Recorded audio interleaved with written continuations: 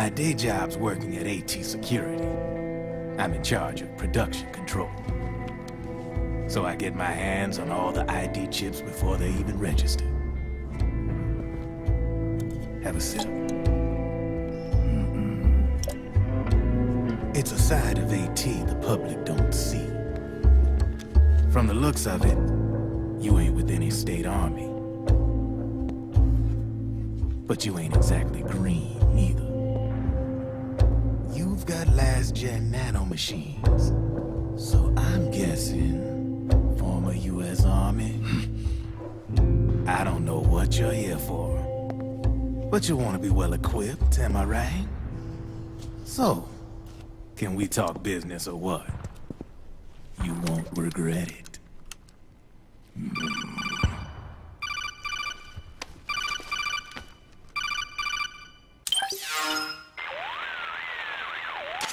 What's your take on him, Otacon? I don't particularly like the guy. But it looks like we'll need his help with those ID guns. Sonny's been doing a little sleuthing for us. Drebin, a well-known gun launderer in war economy circles.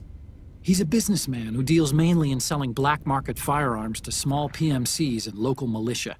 Somalia, the Balkans, Lebanon, Darfur, Chechnya, Timor, Peru, the Punjab, Kashmir, Colombia. This guy really gets around. How's he pull it off, anyway? You can create a non-ID gun by replacing the ID recognition chip with a counterfeit version. This enables you to bypass the ID recognition process and use the gun. The problem is that there's still a record of the chip being replaced on the system side. Drebin's an employee of AT Security. He must have connections on the inside erasing records for him. You think the Patriots are involved somehow? I'm not so sure. If the Patriots were running the system from behind the scenes, then a weasel like Drebin would be a real pain in their collective ass. Can he be trusted? Remember, Drebin's a green collar. He makes his living off the war economy.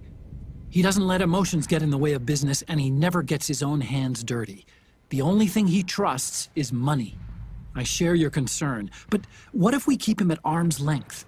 Use him only to get intel and the supplies we need. Keep it strictly business. All right. So, we ready to make a deal or what? Okay then, let's talk business. This is a war zone. There's product coming in here by the truckload. And you'll be picking up a lot of guns in the field, I'm sure. Whatever guns you don't need, I'll take and buy them off you. That'll earn you points you can cash in for services. Like what? I'll launder your ID guns, no more locks. And I can also sell you the guns I've got in stock. Let me show you.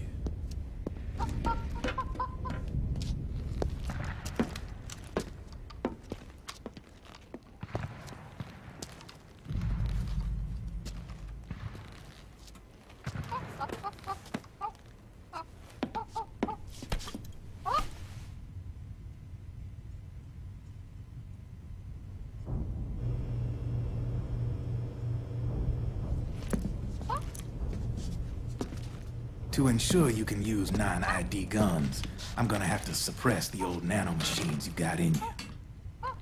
Otherwise, they'll interfere with the system. Here, stick yourself with this. It's full of suppressor nanomachines. Relax, it won't hurt. You're scared of needles or something?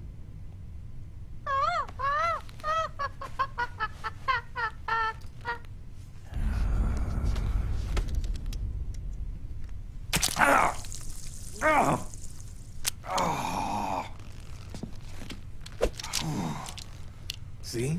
No sweat. Now you can use non-ID guns, no problem. Hey, be nice to our guest.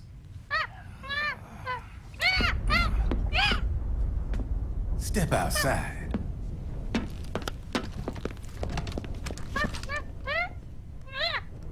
Boo.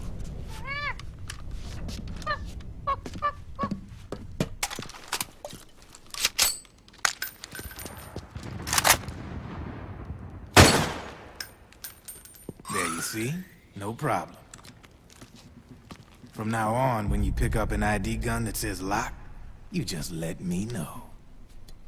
You name it, I can launder it. Of course, it'll cost you. The going rate depends on the war price at the time.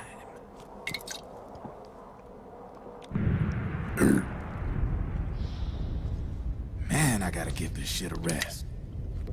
Looks like you're doing pretty well for yourself. You might say that.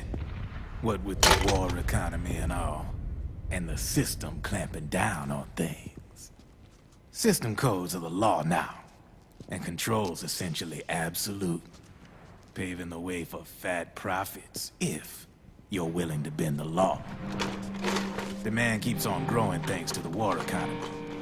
I sell ID guns to the PMCs and state armies, and naked guns to terrorist groups and paramilitaries. And these ID guns can't be sold on the black market. System's practically a license for us arms dealers to print money. Privatizing the military's made the PMCs big and bloated. The fatter the PMCs get, the line between civilian and soldier is gonna get real blurry.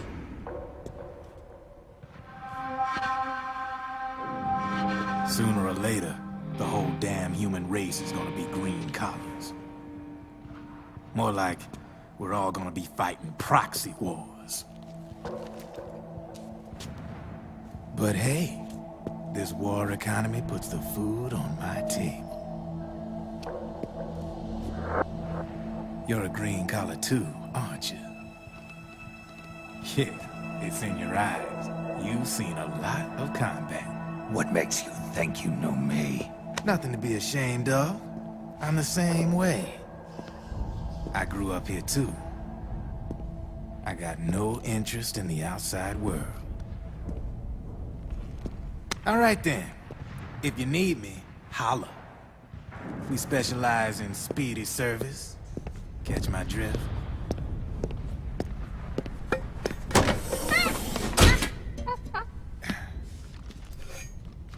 I have you.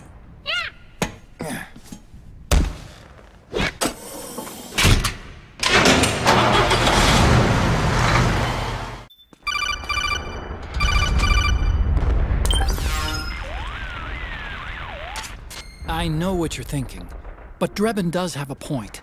The world depends on war, on the war economy. Can you imagine what would happen if war just disappeared overnight? Otacon, you and Drebin both mentioned something about a war price earlier. What did you mean by that? It's a kind of market price, one that fluctuates according to demand, not only for PMCs and military industry, but for the production, distribution, and energy supply networks that support them.